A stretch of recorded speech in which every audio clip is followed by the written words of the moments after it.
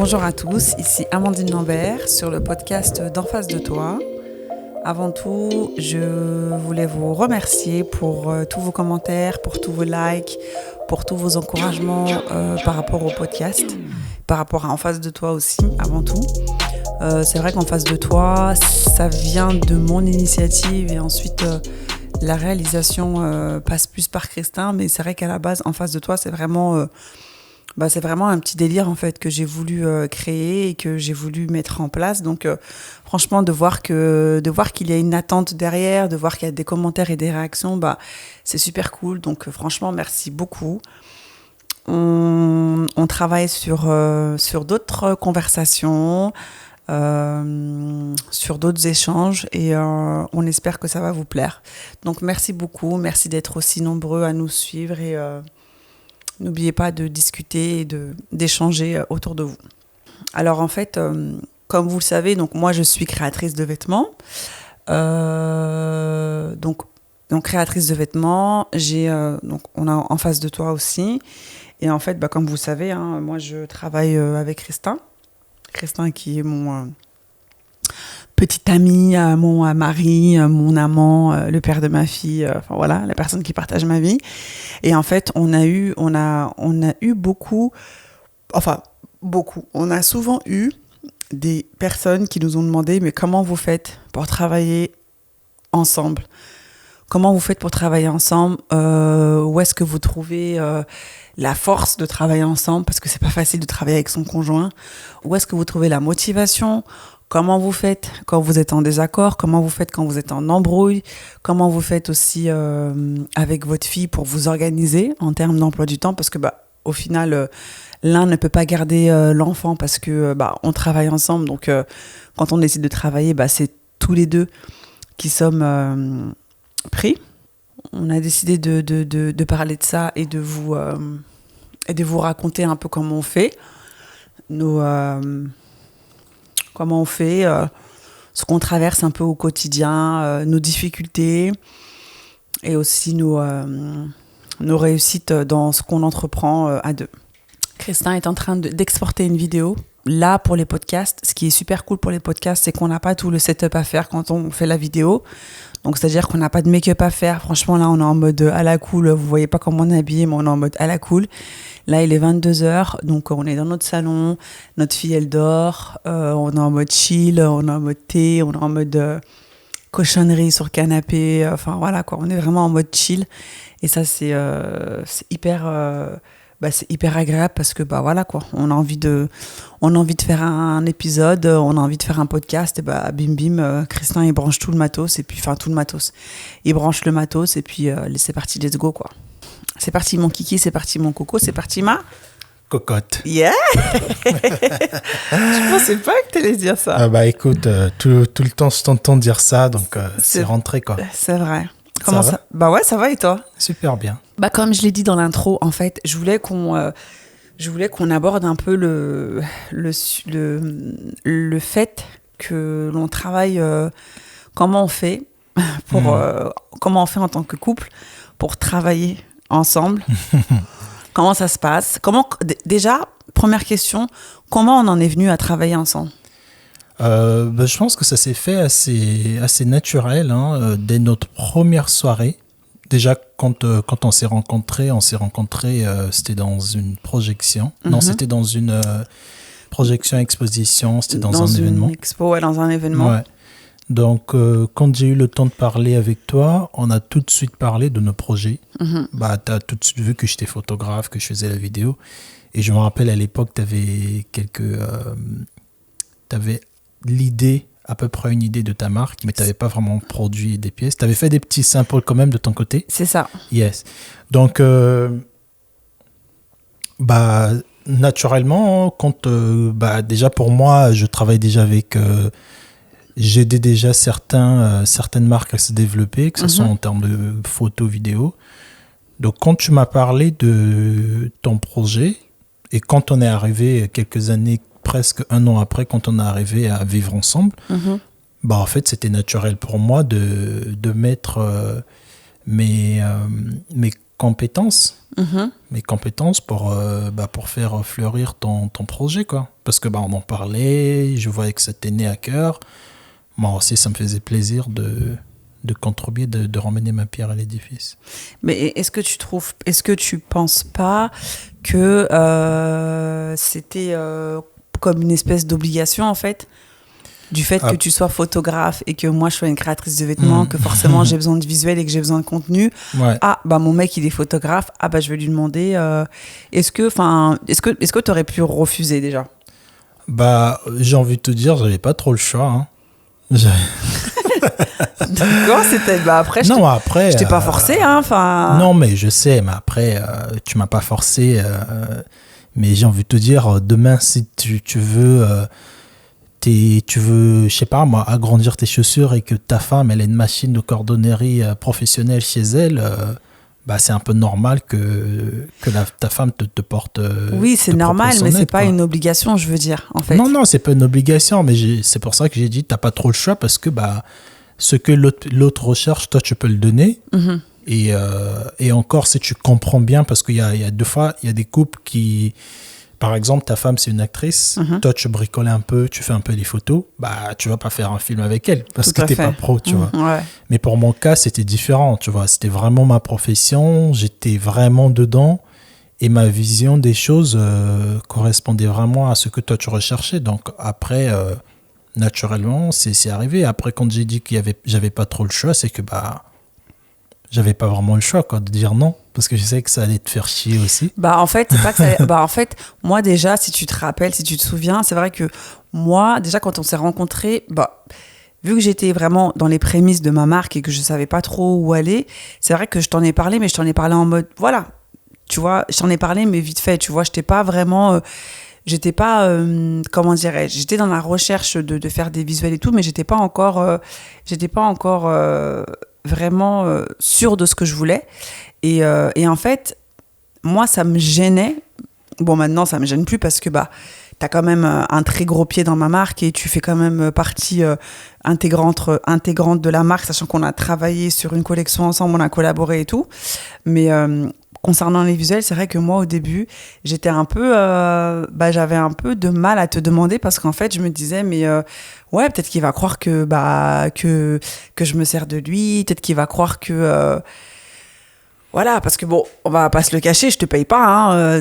Tu vois, voilà. Tu m'as payé, je te paye d'une autre manière, mais je te paye pas en espèces, je veux dire. Yeah. Mais voilà, déjà, il y a déjà ce truc de, en fait, peut-être que tu vas penser que je respecte pas ton travail parce que je te rémunère pas. Ouais. Et il y avait aussi, voilà, moi j'ai une vision qui est, comme tout créateur, on a une vision qui est quand même, j'ai une vision qui est quand même très grande, et en fait des fois peut-être que tout ce que je te demandais, peut-être que c'était peut-être trop pour toi, ou peut-être que tu vois.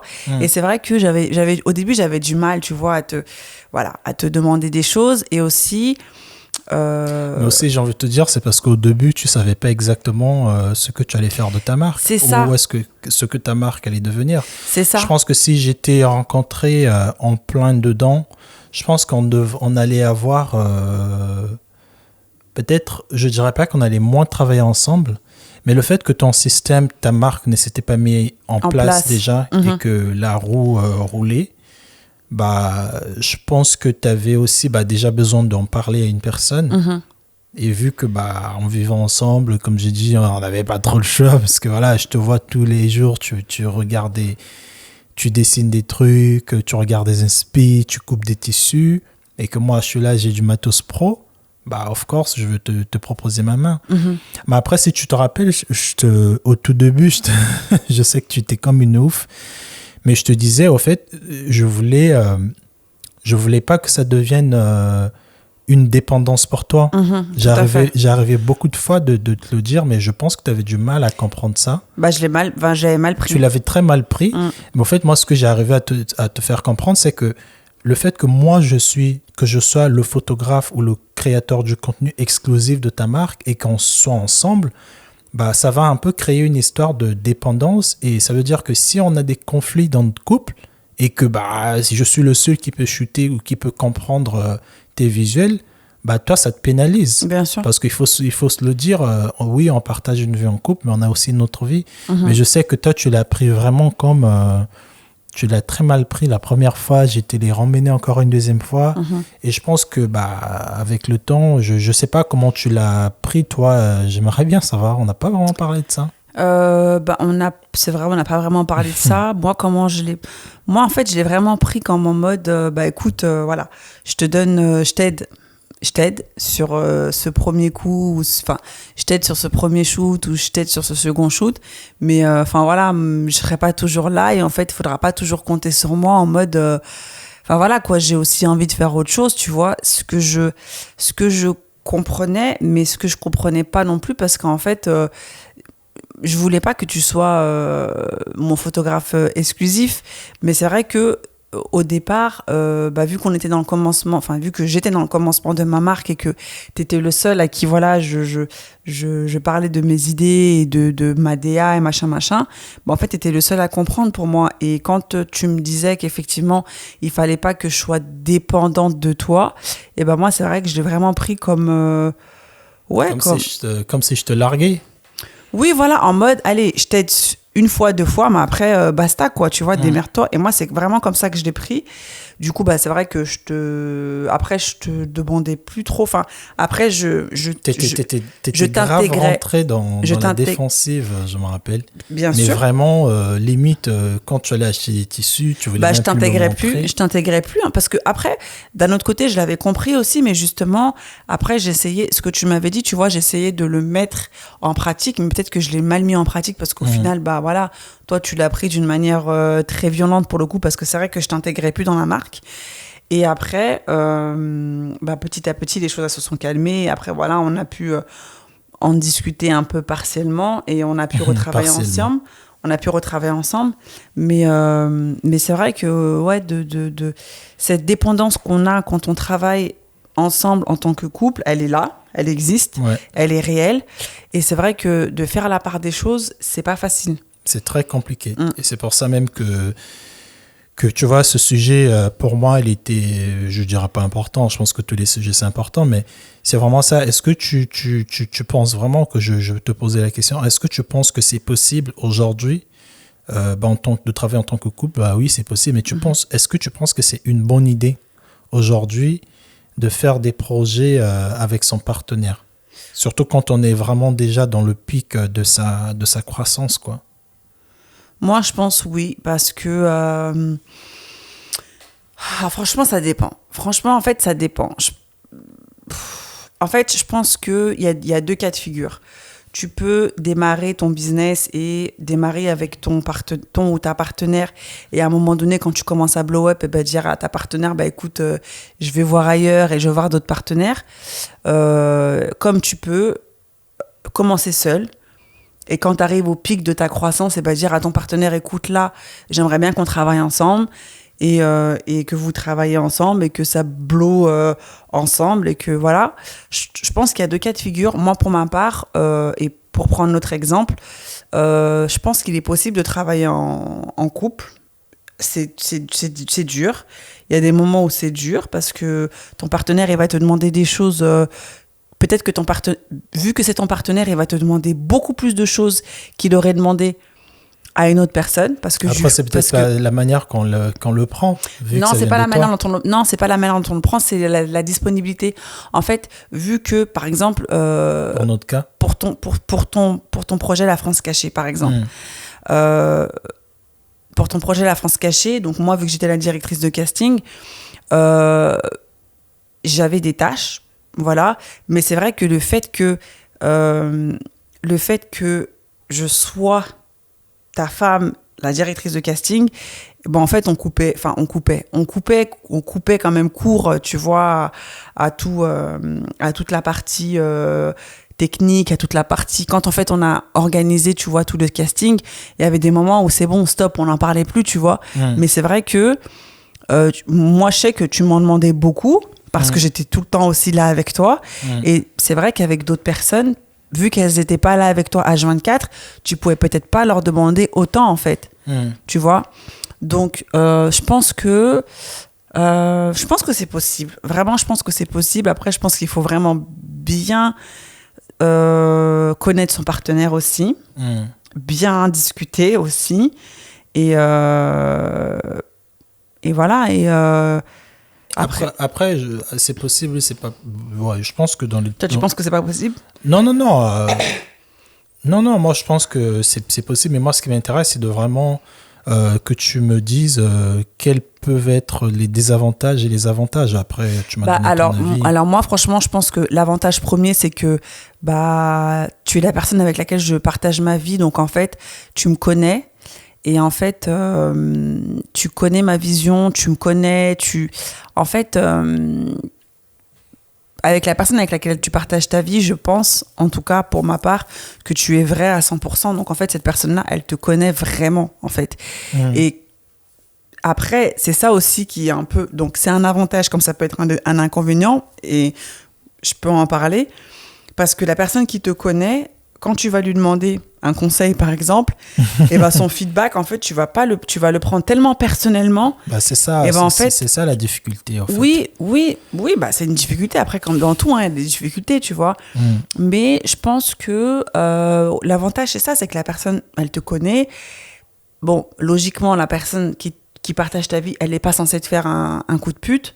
Tu vois, donc tu es censé pouvoir tout lui dire et parler de chiffres, parler de plein de trucs sans tabou, oui, okay, tu vois. Donc il y a cette confiance-là aussi. Il y a la confiance aussi qui s'installe. Et puis il y a aussi le fait que tu travailles avec ton partenaire.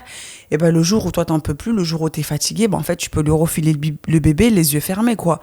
Sans avoir peur que la personne derrière, elle te double ou sans avoir peur que, tu vois, sans avoir peur que, voilà, qu'il y a un problème, parce que la personne qui partage ta vie, elle sait aussi à quel point ton projet il est important et à quel point il te tient à cœur, quoi.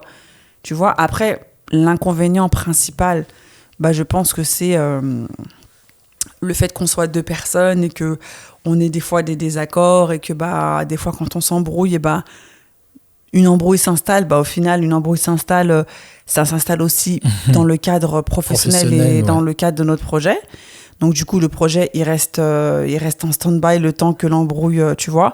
Ça peut avoir des répercussions, en fait, sur le domaine professionnel. De prendre une critique aussi de son partenaire, c'est très difficile. Parce que c'est ton partenaire. Parce que tu te dis, mais en fait, pourquoi il me critique? Tu le dis pas juste pas sur mon travail, mais tu le dis sur toute ma vie, c'est ça? Sur notre relation? Non. Non, mais en fait, tu te dis, ouais, je pense que quand t'es avec ton partenaire, ton regard, il est beaucoup plus critique. Et justement, tu dis les choses beaucoup plus vraies, de manière vraie qu'avec une personne, par exemple avec un ami, tu vas prendre des gants, tu vas dire nanani nanana, alors qu'avec ton partenaire, si c'est naze, tu vas dire ouais non, c'est naze, quoi, tu vois. Tu vas y aller beaucoup plus de manière crue, quoi, tu vois. Ouais, moi je rejoins un peu plus ou moins ce que tu as dit, hein. Je pense que les avantages, c'est ça. Les avantages, c'est le côté, comme tu as dit, ton partenaire, il peut pas te faire un coup de pute, hein, sauf que si vous avez plus tard vous séparez même. Je pense vraiment qu'il y a cette confiance. Tu te dis, à toi au moins, je peux tout dire, quoi. Je sais que tu vas pas détourner mon idée ou même refaire ça parce que dans tous les cas, on est ensemble. Mais et il y a pas mal d'autres avantages aussi, hein. Je pense que quand vous faites un projet ensemble et que tu vois l'autre en train de charbonner toute la nuit, tu sais pourquoi il le fait, tu vois. Par exemple, vous pousse d'être à deux. C'est ça.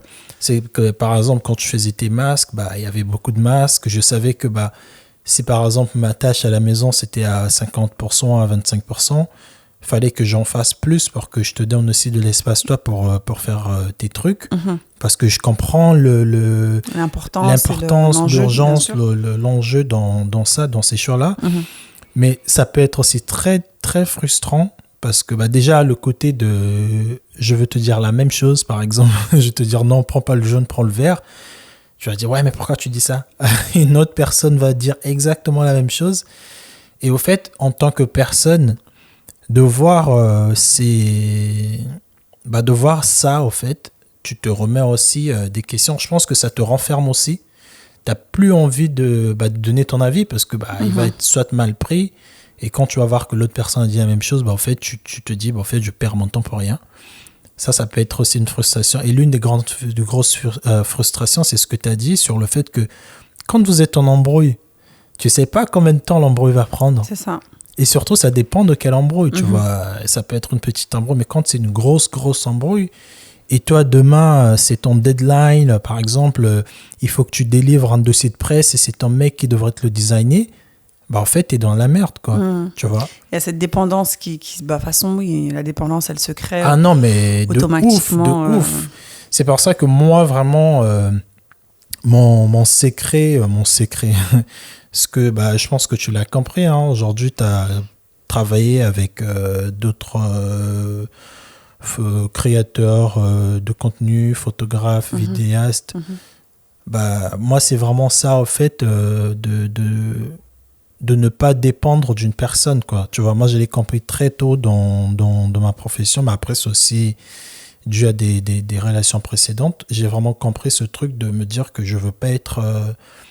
demain, qu'on se sépare ou qu'on se sépare pas, ma vie professionnelle, en tout cas, devrait rester intacte, quoi, même si, voilà, il y aura des ruptures niveau interne, mais je pense que moi, c'est vraiment le côté de dépendance qui est inquiétant.